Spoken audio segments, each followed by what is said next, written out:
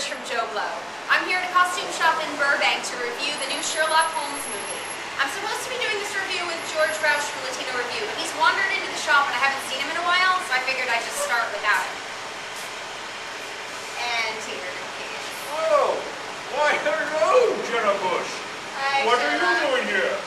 Reviewing the movie. Oh, Sherlock Holmes, yes. And what did you think of it?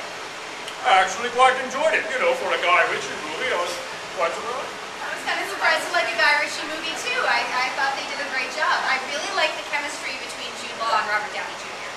As did I. I thought they worked very well together. I enjoyed the jokes and the humor, the bromance that they obviously had. They kind of did have fun. I was waiting for one scene where they were going to make out, I think. But, yes, I enjoyed it rather well. The acting was really good. Mark Strong as the, yeah, I loved him. He was very really good. cool. Yes. Although I was kind of surprised to see which bad guy they chose to use. Yes, as am I. Of course, you're going to want to go with a lesser bad guy to set up a sequel down the road, which they took about 15 minutes setting up to do at the end of the film. Yes, they did. However, that's not such a bad thing. Let's introduce the audience to these characters. You know, let's not give them everything all at once in the first movie. Let's give them just a taste of what's to come.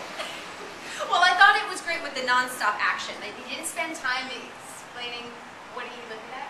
I'm just looking for clues, Jenna Busch. Oh, they didn't spend... There's nothing to see here. They didn't spend time explaining the whole relationship between them or doing a huge setup in the beginning and this is who this is and this is who that is. They just jumped right into the action and I don't think it ever really slowed down for the entire But we did learn thing. quite a bit about their characters as the movie went on. Yeah, I think they explained it very, very well. The only problem I had was Rachel McAdams because I don't think that her character actually added anything to the story. I agree. Absolutely nothing. They could have cut her entirely from the film. I would not have missed her at all. Yeah, so her character, Irene Adler, is actually in the books. I believe she's only in 2, though they mention her quite a bit. And she's supposed to be this woman who is the only match for Sherlock Holmes. Yeah. Or the only one who could put up with the monocle. Yeah. And I never really saw her as much of a match for him. I did enjoy a lot of the action scenes. It's very, very filled with action. Pretty intense action. Yes, there were 2 scenes I rather enjoyed. One was where Robert Downey Jr. was fighting another man. They both had their shirts off. That was fine. Yes. That was good. There was also another scene at the shipyard. That was probably the big set piece of the movie, and it's very well done. Lots of action, very exciting. Yes. Yeah, I actually loved it. I thought it really didn't, it never slowed down.